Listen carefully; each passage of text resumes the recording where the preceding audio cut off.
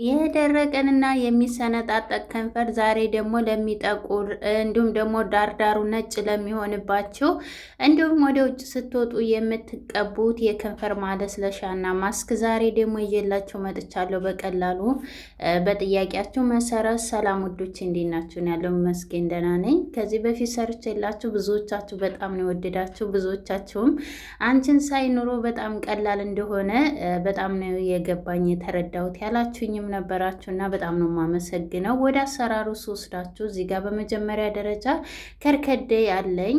ከርከዴ ምንድን ነው ለምትሉኝ የአበባ ቅጠል ነው። እሱንም ደግሞ በፎቶ እዚህ ጋር አስገባላችኋለሁ። እሱ ማግኘት የማትችሉ ቀይ ስር መጠቀም ትችላላችሁ። በቀይ ስር የሰራሁላችሁ ቪዲዮ አለ፣ ወደ ታች ማየት ትችላላችሁ። ከርከዴ ከንፈራችሁን በጣም ነው የሚያቀላላችሁ፣ የሚያለሰልስላችሁ። እንዲሁም ደግሞ እንደ ችፕስቲክ መጠቀም ትችላላችሁ።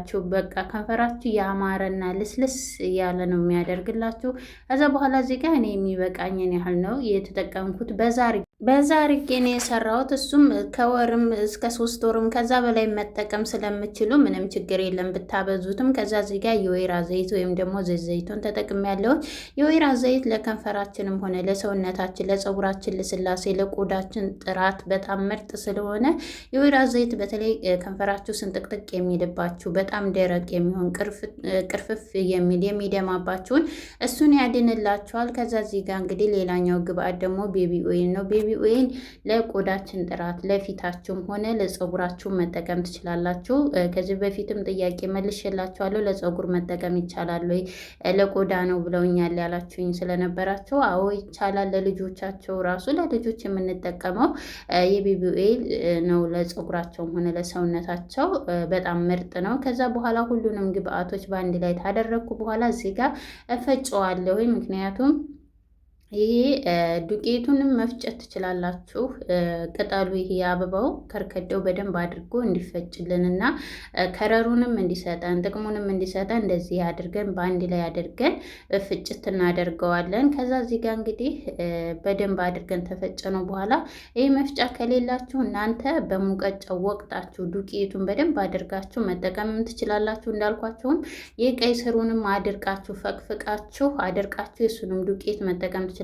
በውሃ መስራት ትችላላችሁ። በውሃም ሆነ እንደዚሁም ደግሞ በቅባት መልኩ ሰርችላችኋለሁ። ወደ ታች ማየት ትችላላችሁ። ብዙዎቻችሁ በጣም ነው የወደዳችሁት ማለት ነው። ከዛ በኋላ እዚህ ጋር እንግዲህ በደንብ አድርገን ተፈጭነው በኋላ በራሱ ጊዜ ይግላል። ሽታው መዓዛው በጣም ምርጥ ነው። ይሄ በነገራችን ላይ ለፀጉራችሁ ራሱ ብትጠቀሙ ፀጉራችሁ በጣም ተተጎዳባችሁ፣ ለሚደርቅባችሁ፣ ከፊት ለሸሸባችሁ ራሱ እሱንም ለሱ ራሱ መጠቀም ትችላላችሁ። ከዛ እዚህ ጋር ያው ቅባት ስለነበረ በደንብ ያው ይጣበቃ ወደ ስሩ በደንብ አድርጋችሁ በማንኪያ ማውጣት አለባችሁ ማለት ነው። ከዛ እዚህ ጋር እንግዲህ በዋነኝነት እኔ የምጠቀመው ቫልዚን ነው። ቫልዚን ለቁስል ስለ ቫልዚን ማንም ጥቅምና ጉዳቱን ሁሉም ያውቃል። ምክንያቱም ቫልዚን ለሁሉ ነገር መድኃኒት ነው። ለከንፈራችንም ሆነ ለቆዳችን ጥራት፣ ለልስላሴ ቫልዚን ለቀጫችሁም። አሁን ደግሞ በተለይ ኢትዮጵያ ላይ ያላችሁ ክረምት ስለሆነ ከንፈራችሁ በጣም ነው የሚሰነጣጠቀው፣ ብርድ ስለሆነ ተጠቀሙት ማለት ነው። ከዛ እዚህ ጋር እንግዲህ በአንድ ላይ ታደረግናቸው በኋላ እዚህ ጋር የሞቀ ውሃ ላይ አደርገዋለሁ። ሁሉም በአንድ ላይ እንዲዋሃዱም እንደገናም ደግሞ ትንሽ እንዲንተከተክ በደንብ አድርጎ ስቲም እንዲያደርግ አደርገዋለሁ። ስቲም እንዲያደርግ በደንብ አድርገን ከስር እንደዚህ አድርገን እናዋህደዋለን። ከታች ፎጣ ብታረጉበት እቃችሁ የሚሰበር የሚሽከረከርባችሁ ከሆነ እንደዚህ ፎጣ አድርጋችሁ መስራት ትችላላችሁ። ወይም ደግሞ ይሄ ማቅለጫው ከሌላችሁ ድስትና ድስት አነባብራችሁም በእንደዛ ማድረግ ትችላላችሁ። እንዲሁም ደግሞ እስከዚህ ደቂቃ እያያችሁኝ እየተከታተላችሁ ከሆነ እስኪ ላይክ አድርጉኝ፣ ሼርም አድርጉኝ፣ ሰብስክራይብም አድርጉኝ። በነገራችን ላይ ላይክ እያደረጋችሁኝ አይደለም። ቪዲዮዎች የሰሞኑን ላይክ የላቸውም። እንደገናም ደግሞ ሸር ማታረጉኝ ታያችሁ አይቀር ተመጣችሁ አይቀር ላይክ አድርጉ ማለት ነው። ከዛ በኋላ እንደዚህ ወደ ቪዲዮአችን ስንመጣ በደንብ አድርገን እንደዚህ እናዋህዳለን። እንዲሁም ደግሞ ከታች ፀጉሬ ለሚደርቅ በጣም ይሰባበራል አላችሁኝም። ከታች ሰሞኑን የቁርንፍድና የባልዚን ጭቃ ቅባት ሰርቼላችኋለሁ። ተጠቀሙት። በጣም ነው የምትወዱት። በጣም ነው የሚጠቅማችሁ ማለት ነው። ከዛ በኋላ እንደዚህ አድርገን ወይኔ ሽታው ስትሰሩት መዓዛው እንዴት ደስ እንደሚል እና ከዛ እንደዚህ በደንብ እንዲቀልጥ እናደርገዋለን። በደንብ እንዲዋሃድ የተወሰነ ቢያንስ ለ5 ደቂቃ ያህል። ምክንያቱም እነኚህ ቅባቶቹ እንደገናም ደግሞ ባልዚኑ ውህዱን በደንብ እንዲዋሃድልን እንደዚህ አድርገን እናዋህደዋለን። ከዛ እዚህ ጋር እንግዲህ ስኳር ጨምሬያለሁ በትንሿ ማንኪያ፣ በሻይ ማንኪያ ሆነ የተጠቀምኩ ስኳር የጨመርኩበት ምክንያት ምንድን ነው? ስትጠቀሙ ከንፈራችሁን አንደኛ ስኳር የጥቋቁር ነገሮችን የማንሳት ቆዳን የማጥራት የማለስለስ ነገር ስላለው ከንፈራችሁን ተቀብታችሁት ወደ ውጭም ሆነ ቤትም ሆነ ተቀብታችሁ ስትተውት ከንፈራችሁ በጣም ነው የሚያምረው የሚያብለቀርቀው፣ መዓዛው እንደገናም ደግሞ ሽታው ራሱ በጣም አሪፍ ነው ማለት ነው። ከዛ በኋላ እንደዚህ አድርገን ቢያንስ እኔ 5 ደቂቃ ያህል ነው ያንተከተኩ፣ ከዛ በላይ አላቆየሁትም። ምክንያቱም እቃዬ በጣም የሆነ ብረትም አይደለችም የሆነ እንደ ፕላስቲክ አይነት ስለሆነች ከዚህ በላይ ተቆየ ስለምትሰነጠቅ እንዳይደፋብኝ ቶሎ አውጥቼዋለሁ። ከዛ በላይ ማቆየትም ትችላላችሁ፣ ግን ይበቃዋል 5 ደቂቃ ያህል ማለት ነው። ከዛ በላይ ማቆየት ተፈለጋችሁ ባልዚኑን ታጨምሩ፣ በቅባቱ ብቻ ስቲም አድርጉት ማለት ነው። ከዛ በኋላ እዚህ ጋር ታወጣ ነው በኋላ ትንሽ የተወሰነ እናቀዘቅዘዋለን። እቃ ላይ ስናደርገው እቃው እንዳይወላጨምብንና እንዳይበላሽብን ማለት ነው። ከዛ በኋላ እዚህ ጋር እንግዲህ እንዳያችሁት እኔ የሰራው ብዙ ነው። ይሄ ቢያንስ ለ1 ወር ጠዋትና ማታ ይበቃኛል ማለት ነው። በደንብ አድርጌ እንደዚህ ጥልል አደርገዋለሁ። ሽታው መዓዛው እንዴት ደስ እንደሚል ስትቀቡት ደግሞ በስማም ከንፈራችሁን ልስልስ ነው የሚያደርግላችሁ እና እንደዚህ አድርጌ በደንብ አድርጌ ጭምቅ አድርጌ አጠለዋለሁ። ይሄ ዝቃጩ ደግሞ እንዳትጥሉት ቅባት አድርጋችሁ ሌሎች ቁርንፍድ ሮዝመሪ አድርጋችሁ ከሱ ጋር ቅባት በፈሳሽ ቅባት መስራት ትችላላችሁ። ዘብዝፉ ሽንኩርት አድርጋችሁ ፀጉራችሁን ከመታጠባችሁ በፊት ትቀቡታላችሁ። ምክንያቱም ይሄ ሽታውን ስለሚያጠፋ የሽንኩርቱን ሁሉንም ነገር እንዳትደፉ። እንደዚህ አይነት ዝቃጮች ነገሮች ተዘፍዝፈው ሲቀመጡ ለፀጉራችን ምርጥ ነው። ከዛ በኋላ እንደዚህ አድርገን ግጥም አድርገን እናስቀምጠዋለን። በራሱ ጊዜ ከ1 ሰዓት በኋላ በጣም ነው እርግት ብሎ የሚጠብቃችሁ ማለት ነው። ከዛ እዚህ ጋር እንግዲህ ማለስለሻውን ተሰራን በኋላ እዚህ ጋር ከንፈራችንን ማስክ የምናደርገውን በሳምንት 2ም ሆነ 1 ጊዜ የምንጠቀሙበትን ማስክ እንሰራለን። በመጀመሪያ ስኳር እናደርጋለን። 1 ማንኪያ ነው ያያችሁት፣ በሻይ ማንኪያ ነው የተጠቀምኩት።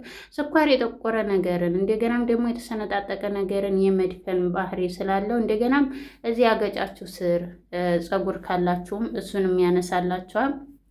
ብዙዎቻችሁ በነገራችን ላይ በስኳር የሰራውላችሁ የፀጉር ማንሻ ላይ በሩዝ ማነው ይቅርታ በቡናም ጋርም በእርድም ጋር የሰራው በጣም ነው የወደዳችሁ፣ በጣም ነው ያመሰግናችሁኝ። በጣም ነው የማመሰግነው። ያላያችሁም ታላችሁ ወደታች አለላችሁ። በእርድም እንዲሁም ደግሞ በቡና ጋር ሰርቼላችኋለሁ። ከዛ እዛ ጋር ማር ትንሽ ጠብ አድርጌበታለሁ። ማሬ ስላለቀ በጣም ትንሽ ነው የጨመርኩ፣ ግን በኋላ ላይ ጨምሬበታለሁ። ከዛ እዚህ ጋር ሎሚ እጠቀማለሁ። ሎሚ እየጠቆረ ነገርን እንዲሁም ደግሞ ከንፈራችንን እንደዚህ የሚያሳክከ እንዳላርጅክ ነገር ካለባችሁ እሱንም ያስወግድላችኋል። ግን እንዳታበዙ፣ ምክንያቱም በዛው ልክ የመቆጥቆጥ በጣም ፍትግ ስታረጉት ከንፈራችን በጣም ስስ ስለሆነ ምን ይሆናል የሆነ ይቆጠቁጣችኋል፣ ይቆጣል ማለት ነው። ከዛ እዚህ ጋር እንግዲህ ትንሽዬ ነው ጠብ ያደረግኩት ፍሬ በጣም ብዙ ስለነበረው እዛ ማር እዚህ ጋር ጨምሬያለሁ። ትንሽዬ ማር ጨመርኩና አላበዛውም። ለሰውነታችሁ ራሱ መጠቀም ትችላላችሁ እንደዚህ እያደረጋችሁ። በተለይ ብብታችሁ ላብ እያላባችሁ እንዲሁም ደግሞ በጣም ያላስፈላጊ የሆነ ጠረን ታስቸገራችሁ እንደዚህ እየቀላቀላችሁ ቡና ጨምራችሁ መጠቀምም ትችላላችሁ። በእንደዚህ አይነት መልኩ ወደውኑ ነው ጽድት የሚያደርግላችሁ ያደርቅላችኋል ማለት ነው። እንዲደርቅላችሁ በጣም የሚያልበኝ እግሬ ያልበኛል ያላችሁም ስለነበራችሁ እንደዚህ ያደርጋችሁ ኮልጌት እና ስኳር ሎሚ ያደርጋችሁ እግራችሁንም መጠቀም ትችላላችሁ ማለት ነው። ከዛ ቀን ደግሞ ባልዚን አትጠቀሙ እንዳያልባችሁ። ከዛ እንግዲህ እዚህ ጋር ወደ አጠቃቀሙ ስወስዳችሁ እዚህ ጋር በምታዩት መልኩ እኔ ዛሬ ከንፈሬን ነው የምሰራው። እንደዚህ አድርጌ በመጀመሪያ በደንብ አድርጌ ታጥቤያለሁ፣ ፊቴንም ከንፈሬንም። ከታጠብኩ በኋላ እንግዲህ በመጀመሪያ ከንፈራችንን እናጸዳለን። ይኸውላችሁ በደንብ አድርጋችሁ ቀስ አድርጋችሁ፣ ያው እንግዲህ በጣም ነው የሚጣፍጠው ማርም ስላለው እንደገናም ደግሞ ስኳርም ሎሚውም ስላለው መዓዛው በስማም እንዴት ደስ እንደሚል እንደዚህ ያደርጋችሁ። ታዲያ ከንፈራችሁን ስታሹ በጣም እንዳታሹ። እኔ ያው ቪዲዮን ስለማፋጥነው ለምን ስለሚረዝም እኔ ይሄ አንድ ቪዲዮ ስሰራ እስከ 20 ደቂቃ ይሆናል። ያን ደግሞ ገና ያው የሚቆረጠውን ቆርጬ እንደገናም ደግሞ እጥፍ ስለማረገው ለዛ በጣም ፈጣን የሆነና ቶቶሎ እንትን ያሸሁት ይመስላችኋል እንጂ ረጋ ብዬ ነው የማደርገው። ምክንያቱም ከንፈር ስለሆነ ከዛ በኋላ ትንሽ ለ5 ደቂቃ እንደዚህ ማስያዝ ታደርጋችሁ በኋላ ለ5 ደቂቃ ተውት ከንፈራችሁ ላይ። ከዛ በኋላ ታጠቡት። ተታጠባችሁ በኋላ ይህንን ተቀቡት። ማለስለሻውን ቀንም መጠቀም ትችላላችሁ። በነገራችን ላይ ማለስለሻውን ወደ ውጭ ስትወጡ በጣም ነው ያማረ የሆነ እንዴት ልበላችሁ ተቀብታችሁት ከንፈራችሁ እንዴት እንደሚያብረቀርቅ እና የዛሬ ቪዲዮ ይህን ይመስላል። ቪዲዮን ተወደዳችሁ ላይክ፣ ሰብስክራይብ ማድረግ አትርሱ። በሌላ ቪዲዮ እስከምንገናኝ ድረስ ሌሎችም የፀጉርም እንዲሁም የፊት ማስክ ሳሙናዎችን ተፈለጋችሁ ወደ ታች ያሉላችሁ ፕሮፋይሌን እየነካችሁ የተለያዩ ቪዲዮዎችን ታገኛላችሁ።